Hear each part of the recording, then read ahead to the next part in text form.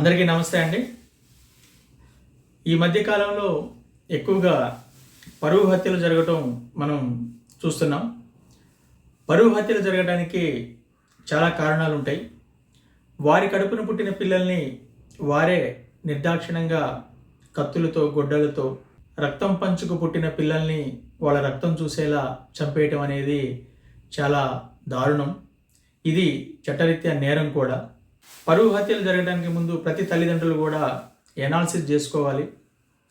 So ఈరోజు పెరిగిన అత్యాధునిక టెక్నాలజీలో పిల్లలకి అన్ని అందుబాటులో ఉంటున్నాయి. ఫస్ట్ వాళ్ళ జీవన విధానం ఎలా ఉంటుందో ప్రతి తల్లిదండ్రులు కూడా చూసుకోవాలి. వాళ్ళు ఏ టైంకి లెగుస్తున్నారు, వాళ్ళు మొబైల్లో రెగ్యులర్గా ఏం చూస్తున్నారు, ఎవరితో మాట్లాడుతున్నారు, ఏం తింటున్నారు, ఎటు పోతున్నారు, ఒకవేళ స్కూల్కి వెళ్ళినా కాలేజీకి వెళ్ళినా ఎన్ని గంటలకు వెళ్తున్నారు, ఆ స్కూల్లో ఎలా ఉంటున్నారు, స్కూల్ నుంచి ఎన్ని గంటలకు వస్తున్నారు, ఇంటికి వచ్చినాక ఎవరితో మాట్లాడుతున్నారు, ఫోన్లలో చాటింగ్లు ఎవరితో చేస్తున్నారు, ఇంట్లో ఏం తింటున్నారు, ఎన్నింటికి పడుకుంటున్నారు, ఎన్నింటికి లెగుస్తున్నారు, ఇవన్నీ కూడా తల్లిదండ్రుల యొక్క అబ్జర్వేషన్ పిల్లలపై కంపల్సరీ కూడా ఉండాల్సిన అవసరం ఉంది. పరిస్థితులు చేదాటిపోయినాక బాధపడే కంటే ప్రతిరోజు పిల్లల జీవన విధానాన్ని మనం గమనిస్తే వాళ్ళని మనం కాపాడుకునే అవకాశం ఉంటుంది. టీనేజ్ వయసులోనే ఎక్కువ తప్పులు జరుగుతుంటాయి. తెలిసి తెలియని వయసు. మనందరం కూడా ఆ వయసు చూసొచ్చిన వాళ్ళమే. ఈ సమయంలో పిల్లలకి కౌన్సిలింగ్ కావాలి. తల్లిదండ్రులు చాలా దగ్గరగా ఉండాలి. ఒక అబ్బాయి ఒక అమ్మాయిని తీసుకెళ్ళాడంటే ఆ అమ్మాయి ఆ అబ్బాయికి ఎంతవరకు దగ్గరై ఉంటుంది, ఎంత అష్యూరెన్స్ ఇచ్చి ఉంటుంది, ఇవన్నీ కూడా తల్లిదండ్రులు ఆలోచించాలి. మీ అమ్మాయి ప్రాణం మీకెంత ముఖ్యమో, మీ కుటుంబ పరువు మీకెంత ముఖ్యమో, అటువైపు ఉన్న అబ్బాయి ప్రాణం అంతే ముఖ్యం, వాళ్ళ కుటుంబ పరువు కూడా అంతే ముఖ్యం అనే విషయాన్ని ఎవరు మర్చిపోవద్దు. ముఖ్యంగా అమ్మాయి తండ్రులు, బాబాయిలు, ఇంకా మామయ్యలు, అన్నయ్యలు ఇటువంటి ఘోరాలు నేరాల్లోకి ఎంటర్ అయ్యి పరువు హత్యలు చేస్తూ ఉంటారు. ఈ హత్యలు చేయడానికి ముందు మీరందరూ కూడా మగవాళ్లే. మీరు కూడా మీ అమ్మాయిని తీసుకెళ్తున్న ఆ వ్యక్తి ప్లేస్లో ఉండి ఆలోచించండి. మీ అమ్మాయి ఎంత ప్రోత్సాహం లేకపోతే, మీ అమ్మాయి ఎంత దగ్గర కాకపోతే ఆ అబ్బాయి ఎంత డేర్ చేస్తాడనేది కూడా మీరు ఆలోచించాలి. ఇది రెండు వైపులా ఉంటేనే ఈ తప్పు అనేది జరుగుతుంది. మీరు వాళ్ళని కౌన్సిలింగ్ ఇచ్చి మార్చుకునే ప్రయత్నాలు చేయాలి. ఒకవేళ మారకపోతే వాళ్ళు మేజర్లు అయితే మీరు వాళ్ళని ఆశీర్వదించి వదిలేయటం తప్ప వాళ్ళని చంపేయటం అనేది సరైన పద్ధతి కాదు. అది చట్టరీత్యా నేరం అని అందరికీ తెలిసిన విషయమే. ఇంట్లో పిల్లలు క్రమశిక్షణ తప్పి చేయదాటిపోవడానికి చాలా కారణాలు ఉంటాయి. ఇవాళ బిజీ లైఫ్లో చాలామంది తల్లిదండ్రులు కూడా వారి పిల్లల్ని పట్టించుకోవటం కానీ వాళ్ళ పిల్లలకి దగ్గరగా ఉండటం కూడా మిస్ అవుతున్నారు. ఇది చాలా దారుణాలకి గురి చేస్తుంది.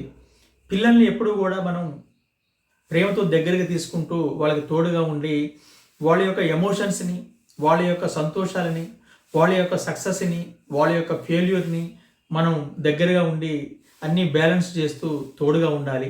అంతేగాని మన వ్యాపారాల్లోనూ, మన ఉద్యోగాల్లోనూ, మన రెగ్యులర్ యాక్టివిటీస్లో, మన రోజురీత్యా పనులలో బిజీగా ఉండి ఇంట్లో ఉన్న లేడీస్ కూడా టీవీలలో మునిగిపోయి, మొబైల్లో మునిగిపోయి పిల్లలు పట్టించుకోకుండా పిల్లలు ఏం చేస్తున్నారు, వాళ్ళ హావభావాలు ఏ విధంగా ఉంటున్నాయి, వాళ్ళు రెడీ అయ్యేటప్పుడు స్కూల్కి కానీ కాలేజీకి కానీ ఎలా రెడీ అవుతున్నారు, వాళ్ళు చదువుకి ఎక్కువ ప్రయారిటీ ఇస్తున్నారా చదువుకునే వయసులో, లేకపోతే వాళ్ళ వ్యక్తిగత విషయాలకి ఎక్కువ ప్రయారిటీ ఇస్తున్నారా, ఈ విషయాన్ని ఇంట్లో ఉంటున్న తల్లి పూర్తిగా గమనించాలి. పిల్లలు సంతోషంగా ఉండటమే కాకుండా కొన్ని గంటల పాటు, కొన్ని రోజుల పాటు కూడా ఇంట్లో డల్గా ఉంటుంటారు.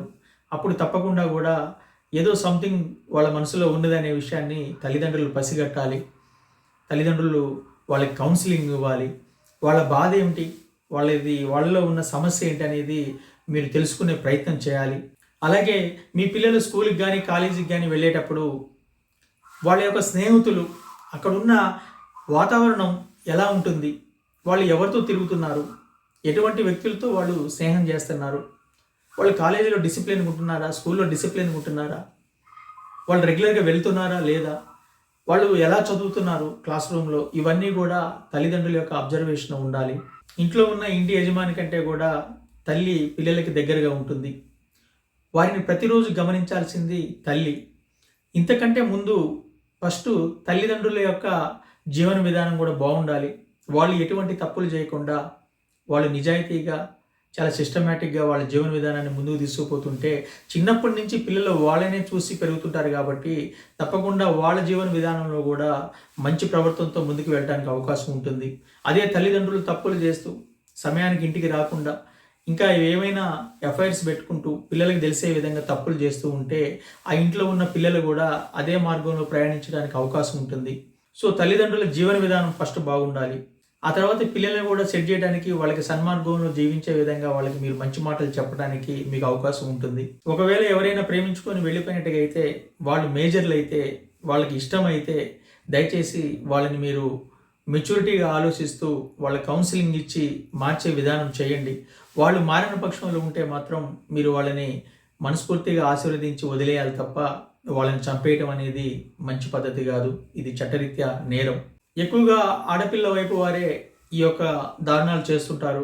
కారణం ఏంటంటే వాళ్ళ పరువు పోతుంది, వాళ్ళని ఏదో తల ఎత్తుకొని తిరిగే పరిస్థితి వాళ్ళ ఊర్లో ఉండదు అనే ఒక అహంకారంతో, బాధతో, కోపంతో, ఆవేశంతో అన్నీ కలగలిశాక ఆ ఉన్మాదంలో ఏం చేస్తున్నారో అర్థం కాక వాళ్ళని చంపేయడం జరుగుతుంది. ఒక్క విషయం గుర్తుపెట్టుకోండి, ప్రతి ఒక్కరి ఇంట్లో ఏదో ఒక సమస్యలు ఉంటూనే ఉంటాయి. మీ ఊర్లోనూ, మీ మండలంలోనూ, మీ జిల్లాలోనూ, ఇంకా మీ బంధువులలోనూ తప్పులు చేయని వాళ్ళు ఎవరు ఉండరు. మీ ఇంట్లోనే తప్పు జరిగిందని మాత్రం మీరు అనుకోమాకండి. ప్రతి ఒక్కళ్ళ ఇళ్లలో ఏదో ఒక రూపాన ఏదో ఒక విధంగా తప్పులు జరుగుతూనే ఉంటాయి. తప్పులు జరిగినప్పుడల్లా చంపుకుంటూ పోతే ఎవరు మిగలరు ఇక్కడ. సో మెచ్యూరిటీగా ఆలోచించండి. కొన్ని రోజులు పోతే అన్నీ సర్దుకుంటూ ఉంటాయి. ఒకవేళ వాళ్ళు మేజర్లు అయినప్పుడు మీరు వాళ్ళని ఆశీర్వదించి వదిలేస్తే మీ పెద్దరికం కూడా కాపాడుకున్న వాళ్ళు అవుతారు, మీకు గౌరవం దక్కుతుంది. అంతేగాని మీ చేతులతో అల్లారు ముద్దుగా పెంచుకొని పెద్ద చేసిన వాళ్ళని విచక్షణారహితంగా హత్యలు చేయడం అనేది చాలా క్షమించరాని నేరం. ఈ విషయాలు పెద్దవాళ్ళు క్షుణ్ణంగా ఆలోచించాలి. తప్పు జరగడానికి చాలా కారణాలు ఉంటాయి. నేను ఇంతకు ముందు చెప్పినట్టుగా వాళ్ళ జీవన విధానం ఎలా ఉంటుందనేది మీరు ప్రతిసారి కూడా గమనిస్తూ ఉండాలి. ప్రతిరోజు కూడా అబ్జర్వ్ చేస్తూ ఉండాలి.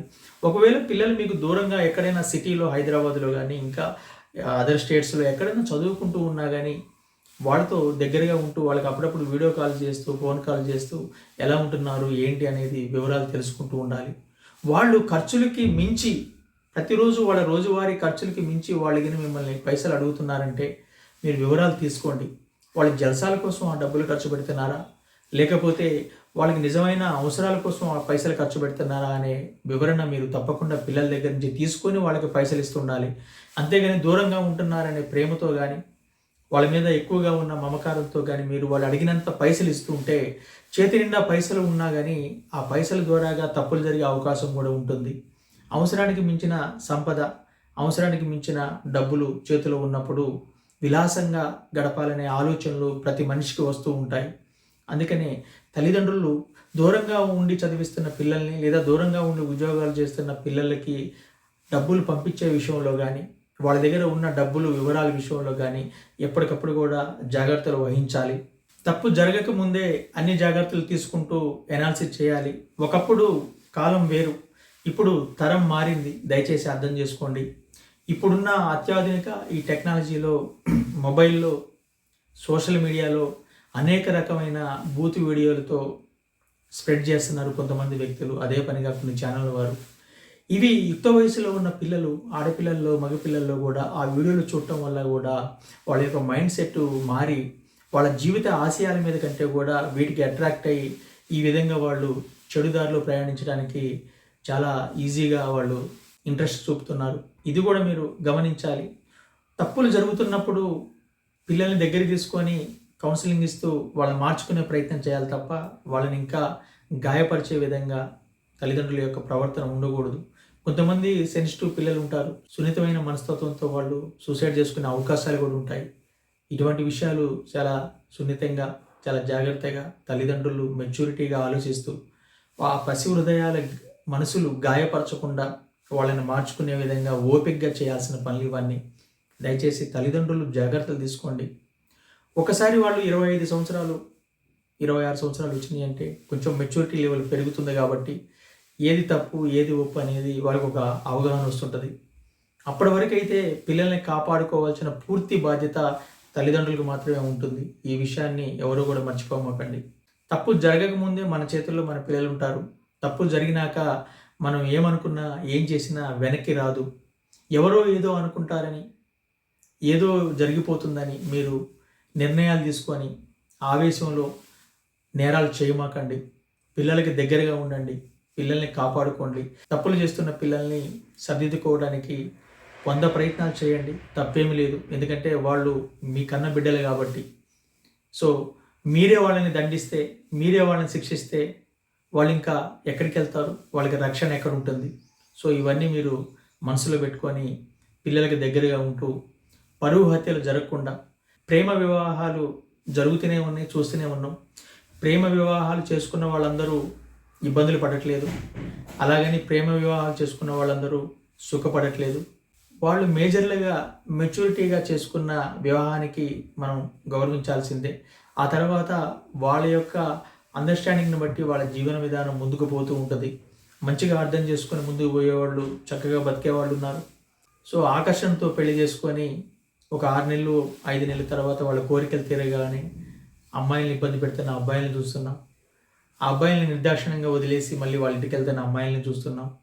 ఇంకా ప్రేమించి పెళ్లి చేసుకున్న వాళ్ళే అనుమానాలు ఎక్కువైపోయి భార్యల్ని చంపేస్తున్న వ్యక్తుల్ని చూస్తున్నాం. ఇవన్నీ వాళ్ళ సైకలాజికల్ పరిస్థితులు, వాళ్ళు పెరుగుతున్న వాతావరణం, అక్కడ ఉన్న పరిస్థితులను బట్టి ఆధారపడి ఉంటుంది. సో ఏది ఏమైనా ఒక మనిషిని ఇంకొక మనిషి దారుణంగా చంపటం అనేది క్షమించరాని నేరం. అందులోనూ మనం కని ఎంతో అల్లారుముద్దుగా కొన్ని సంవత్సరాల పాటు పెంచి పెద్ద చేసుకున్న పిల్లల్ని ఆ తల్లిదండ్రులే దారుణంగా చంపేయటం అనేది ఇది చాలా ఉన్మాదమైన పని. ఆవేశంలో చేసే పని ఇది. ఆక్రోశం ఎక్కువైనప్పుడు, ఆవేదన పెరిగినప్పుడు ఉన్మాదంలో చేసే ఒక అతిపెద్ద తప్పు ఇది. దయచేసి తల్లిదండ్రులు ఎవరూ కూడా ఇటువంటి తప్పులు చేయకుండా చాలా ఓపికగా ఉండాలి. ఇటువంటి సమస్యలు వచ్చినప్పుడు ఎక్కువసార్లు మనకి ఓపిక అవసరం. సమయం చాలా సమస్యల్ని దాటేస్తుంటుంది, చాలా సమస్యలకి పరిష్కారం చూపిస్తుంటుంది. సో అందుకనే మీరు ఓపికగా ఉంటూ, పిల్లలకి దగ్గరగా ఉంటూ, ఫస్ట్ తల్లిదండ్రుల జీవన విధానం మంచిగా ఉండేటట్టుగా చేసుకొని ప్రతిరోజు పిల్లల యొక్క జీవన విధానాన్ని గమనిస్తూ వాళ్ళకి దగ్గరగా ఉంటూ పిల్లల్ని కాపాడుకుంటూ వాళ్ళకి మంచి జీవితాలను అందించాలని నేను ప్రతి తల్లిదండ్రులని కోరుకుంటున్నాను. Thank you very much.